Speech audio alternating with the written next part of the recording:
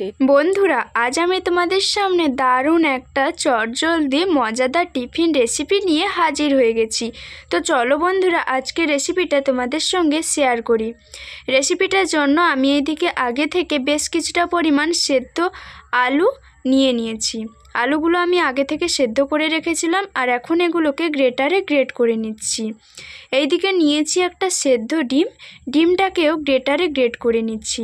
তোমাদের এখানে একটা কথা বলে রাখি, তোমরা চাইলে এগুলো হাতেও ম্যাশ করে নিতে পারো, তবে সেক্ষেত্রে অনেক লাম্পস থেকে যেতে পারে, সেই কারণে এগুলোকে গ্রেটারে গ্রেট করে নিলেই ভালো হবে। এখন এখানে অ্যাড করে দিচ্ছি কিছুটা পরিমাণ কোঁচানো পেঁয়াজ আর কোঁচানো কাঁচা লঙ্কা, আর দিয়ে দিচ্ছি বেশ কিছুটা পরিমাণ ধনেপাতা কুচি। এখন এখানে দিয়ে দিচ্ছি স্বাদ মতো লবণ। অবশ্যই লবণটা তোমরা তোমাদের পরিমাণ অনুযায়ী দেবে। হাফ চামচ জিরে গুঁড়ো, হাফ চামচ ধনে গুঁড়ো, দিয়ে দিচ্ছি লঙ্কার গুঁড়ো, ঝাল বুঝে এখানে লঙ্কার গুঁড়োটা দিয়ে দেবে। হাফ চামচ দিলাম হলুদ গুঁড়ো, 1 চামচ দিয়ে দিচ্ছি চাট মশলা। তোমাদের হাতের কাছে থাকলে দিতে পারো, না থাকলে নাও দিতে পারো। এখন এই সবগুলো উপকরণকে খুব ভালোভাবে হাত দিয়ে মেখে নিতে হবে। এটা কিন্তু আজকের আমি আলুর পুর তৈরি করছি, তাই আমি আজকের আলুর পুরটা হাতেই তৈরি করছি। এটা দেখো খুব ভালোভাবে মাখানো হয়ে গেছে। এখন কিছুটা পরিমাণ অংশ এইভাবে কেটে নিয়েছি, আর এইভাবে লম্বা লম্বা করে এখানে এইরকম শেপ দিয়ে দিচ্ছি। এইভাবেই কিন্তু লম্বা লম্বা করে শেপ দিয়ে দিব আমি সবগুলো। এইদিকে একটা পাত্রে আমি নিয়ে নিচ্ছি বেশ কিছুটা পরিমাণ ময়দা। গ্রামের মাপে বলতে গেলে এখানে 400 গ্রাম মতো ময়দা আছে। এখন এই ময়দার মধ্যে দিয়ে দিচ্ছি হাফ চামচ মতো কালো জিরে, আর দিয়ে দেব স্বাদ মতো লবণ। অবশ্যই স্বাদ মতো এখানে লবণটা দিয়ে দেবে। ময়নের জন্য 2 চামচ সাদা তেল বা রিফাইন্ড অয়েল দিয়ে দিলাম। এখন এই সবগুলো উপকরণকে খুব ভালোভাবে হাত দিয়ে মেখে নিতে হবে, আর খুব ভালোভাবে এখানে ময়নটা দিতে হবে আমাদের, তাই হাতে একটু সময় নিয়ে কিন্তু এটা মাখিয়ে নিতে হবে।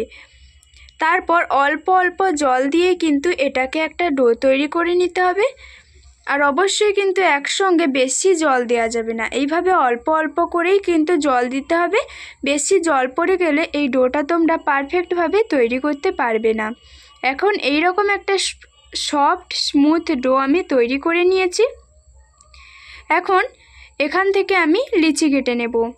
তার জন্য হাতে প্রথমে এইভাবে লম্বা শেপ করে আমি 2টো লিচি কেটে নিলাম। তোমরা চাইলে 3টে করে নিতে পারো, তবে 2টো করলেই এখানে হয়ে যাবে। হাতের মধ্যে গোল করে বেলনি চাকতির ওপর অল্প পরিমাণ ময়দা ছড়িয়ে তারপর এই গোল করে রাখা লুচিটাকে আমি নিয়ে বেলে নেব। একদমই কিন্তু এটা পাতলা করব না, নর্মালি আমরা যেই রকম রুটি খাই সেই রকমই কিন্তু এটা বেলে নিতে হবে। এখন এটা আমি এইভাবে বেলে নিয়েছি, আর এই রকম নিয়েছি একটা স্টিলের গ্লাস বসিয়ে এখন আমি এইগুলোকে লিচি কেটে নেব।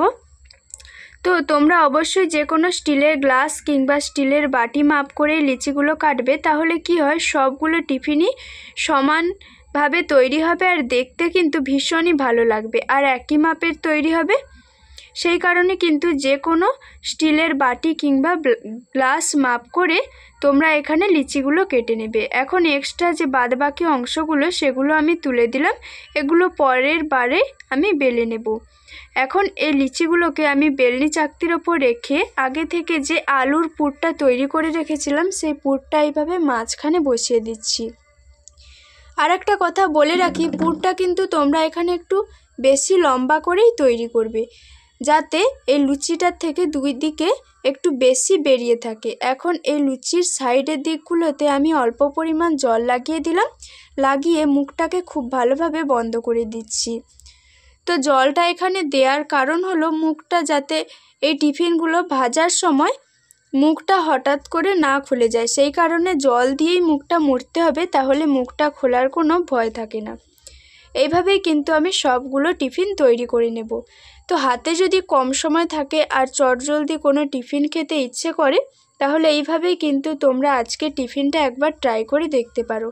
নিমেষের মধ্যেই কিন্তু সববার মন জয় করে ফেলতে পারবে। এখন কিন্তু এইভাবেই আমি সবগুলো টিফিন তৈরি করে নেব। আর এখন দেখো সবগুলো টিফিন আমার তৈরি হয়ে গেছে। এখন এগুলোকে আমি ভেজে নেব। তার জন্য আগে থেকে কড়াইতে বেশ কিছুটা পরিমাণ তেল বসিয়ে রেখেছিলাম। তেলটাকে প্রথমে হাই হিটে গরম করে তারপর এখানে একটা একটা করে টিফিন দিয়ে দিতে হবে। অবশ্যই টিফিনগুলো দেওয়ার সময় আঁচটা মিডিয়াম করে রাখতে হবে। এখন এই টিফিনগুলোকে এপিট ওপিট উল্টে পাল্টে মিডিয়াম আঁচ করে লাল লাল করে মুচমুচে করে ভেজে নিতে হবে। আর এগুলো কিন্তু একদমই লাল লাল করা যাবে না, মোটামুটি তেলের মধ্যে হালকাভাবেই ভেজে নিতে হবে। এগুলো ভাজতে মোটামুটি 2 থেকে 3 মিনিট লাগবে। এখন এগুলোকে আমি তেল ঝরিয়ে তুলে নিয়েছি, আর আওয়াজ শুনে বুঝলে তো কতটা মুচমুচে হয়েছে।